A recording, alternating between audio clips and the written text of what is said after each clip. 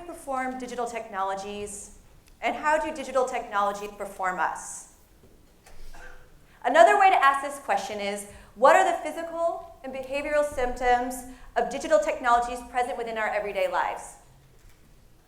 To think about this, I want to talk about one thing, which is your phone. You've heard it all night. But ask yourself, can you count how many times you've checked your phone since you've entered this building? Nope, right? During talks, do you feel the need to look at your phone, even if you don't do it? Yep. And asking these two simple questions, how has your physical and affective state changed? Just by thinking about it. My name again is Rajko, and I'm a professor in the School of Film, Dance, and Theater. My background is in dance and somatic practices, and given this, you may be wondering why I'm asking you about your phone. It's real, right? But the reason is because I am very interested in and concerned with how we physically engage in our everyday world. I'm also really interested in our conscious awareness of how we do that physically. I just so happen to take those practices and put them into thinking about the usage and making of technologies. Now this gives you kind of a picture of what I do, but in like true TED fashion, I gave myself a really cheesy title just for this talk, and so here it is. I am a compassionate, kinesthetic disruptor of digital technologies and digital culture. So what does this mean? Let's break this down word for word. The first word is compassionate. This means that I'm conscious of other people's distress, feeling their struggles as if they were my own. In other words, I empathize with people.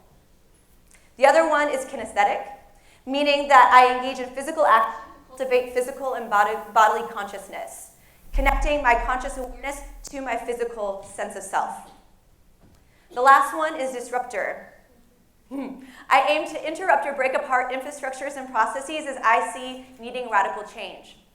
And it just so happens that one of those spaces that I really see needing radical change is our relationship with our consumer digital technologies. Why is this, though? It's a really great question. And then to answer that, I brought on 3 people to explain. What is data? That's a really good question, right? It's a question I feel like I should be able to answer. I think about this stuff all the time.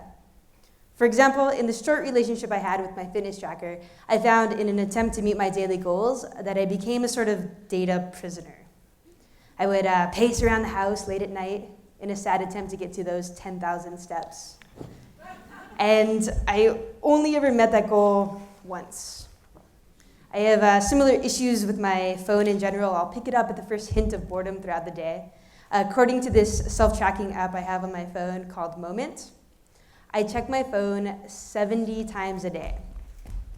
That means, on average, I'm spending about 2 hours and 43 minutes just staring at my phone. Now, I know I don't need to check things like Facebook that often, but still, I do. And this Moment app is supposed to help me take some conscious steps to limit my digital interactions, but mostly it makes me feel super self-conscious. So, what's the point? Now I have another app to tell me things I already know, and still, my behavior hasn't changed. What is data doing to me? Everybody, this is Elisa Radcliffe, Juan Rodriguez, and Lacey Garcia, 3 of the 14 artists I worked with on an evening-length performance work titled Me, My Quantified Self, and I. In this work, we explored the physical symptoms of digital technologies within our everyday life. We told stories through movement and words, many of those stories coming from the dancers themselves, like the one you just heard from Elisa. And you may hear some things that are familiar to you in this. And I don't know if everyone got one, but you may have gotten a piece of paper that had a phrase on it, yeah, that had a big blank spot to put a word. If you want to join us in this next part, I thought we could do it together, optional of course, but we're going to do a demo version just so you get a sense of how we're going to do this, okay? So you have everybody has a different phrase, and we have 3 of them in total spread throughout the audience. We're going to demo what to do with Netflix. Yes. I watch Netflix about 1 hour a day. So as you heard us come together, you can do the same. The next one we're going to do is good old Facebook. Yeah? On Facebook, I spend about 40 minutes a day. I see some in there, yeah? Just so you know, the average user, according to Facebook, spends about 50 minutes a day on the site. Okay. The next one. I look at a screen about 6 hours a day. All right, according to the 2016 Nielsen Company Audience Report, the average adult US citizen spends about 10 hours and 39 minutes looking at a screen consuming media each day. Yes, and it's going up. Last one. I sit about 5 hours a day. Any sitters in there? Yeah? The average US office worker spends about 10 hours a day sitting. Just sitting. We see these numbers and maybe we're surprised or maybe we've heard them before. But have you ever been asked to write them down for yourself and look at your own numbers? Hold them in your hand so you can look at them and they can look back at you. Right? What do we want from our digital technologies? What do we want from our quality of life with these types of technologies? Many of us go through life, we sit, stand, walk, eat, talk, hang out with people without actually being aware of our physical sensing body through these processes. In somatic practices, we call this somatic amnesia. What it means is we are so habituated in our own body that we can physically engage in our world without being consciously aware of how that feels in our own body. We are literally practicing our bodies out of our way of being in the world. We are literally practicing our bodies out of our way of being in the world.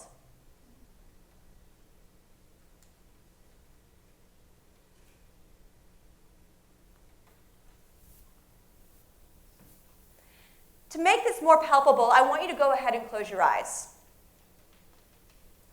Don't do anything but just close your eyes, and I'm just going to say some things to take you through consciousness of your own body. Connect first to your breathing with your eyes closed.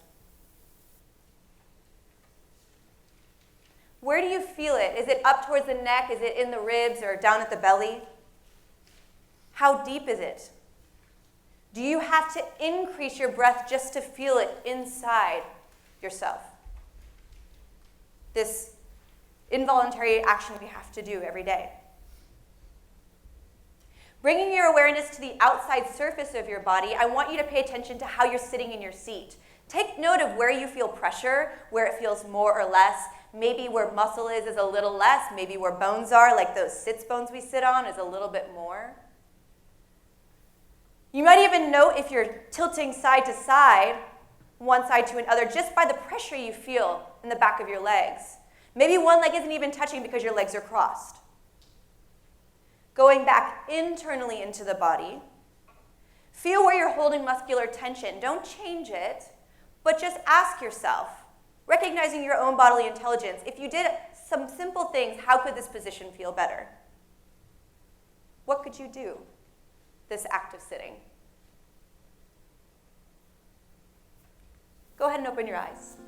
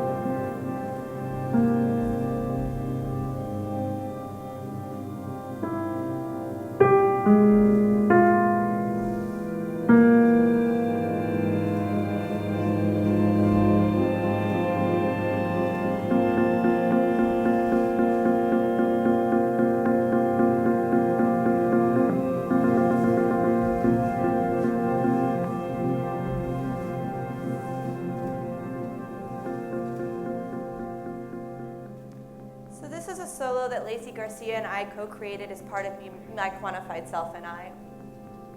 And in the practice of making this work, we were thinking about if we listen to our bodies, what would it say to us when we're working with technologies? We wrap our bodies in these strange positions in order to stare at a screen or our phones, oftentimes twisting ourselves in these strange places, not really even recognizing that our body is seeking out into the world, feeling and sensing, which it is always doing, until we maybe stand up and move again, maybe with like a good stretch or a sigh or even furrowing our brow, maybe even with a little hint of frustration by the fact that our body just can't quite conform to the ongoing practice of sitting still. Like I said, we are literally practicing our bodies out of our way of being in the world. Or to go back to one of my earlier questions, we could say yes, that digital technologies are performing us, and in this performance, our bodies are really no longer really needed. I want to show you an image. This image comes from Dan O'Sullivan and Tom Igoe's book on physical computing, and it was made to imagine how computers would see us based on the way we use them, right? 1 eye, 2 ears, and a digit. That is what we are to most of our consumer devices.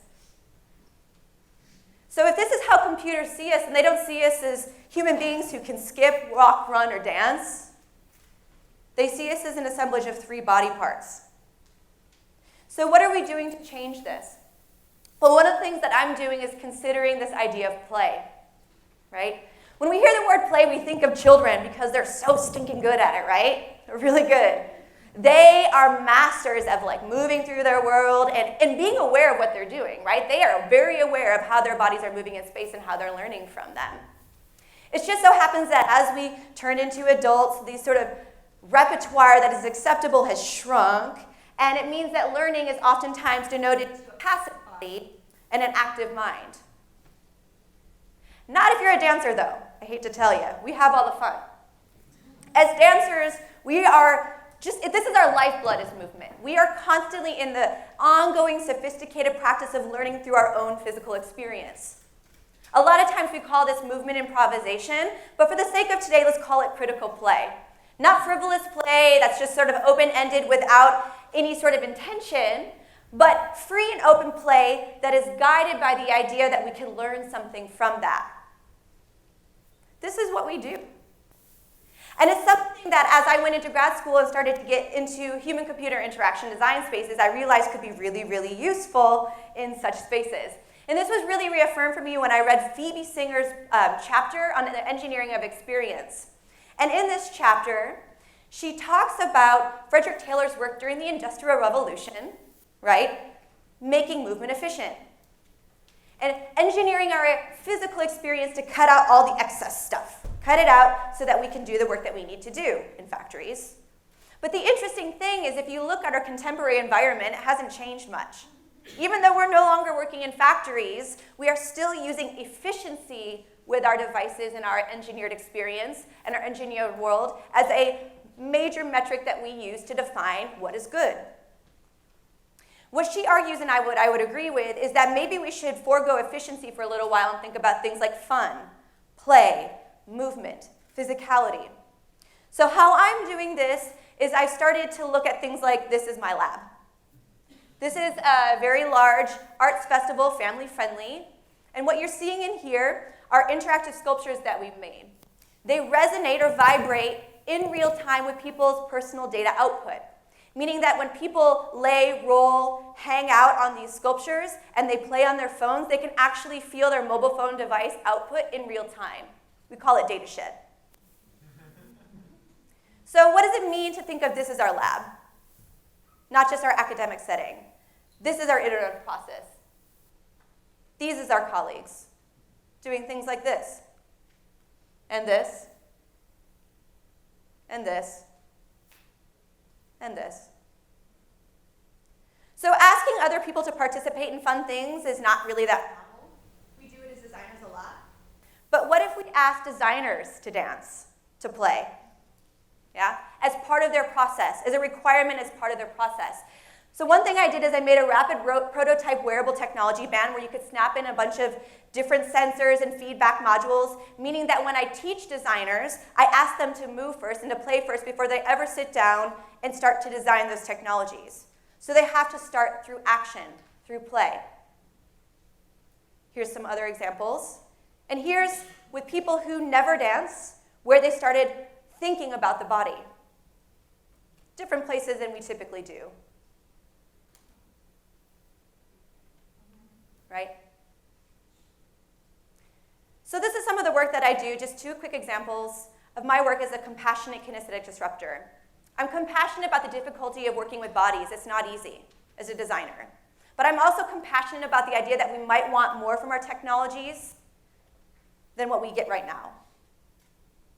I'm kinesthetic. I come at things physically first, tactily first. I'm a tangible human being. I like tangible things. And I'm a disruptor, because I think we need radical change in these spaces. Because if we want our interactions with technology to look like something more than this, and we want our bodies in relationship to technology to look like more than this, then we need designers who are willing to do this. And we need to make sure dancers are at the table when we're designing our technology, so that we can have experiences with technology that look a little bit more like this. Thank you.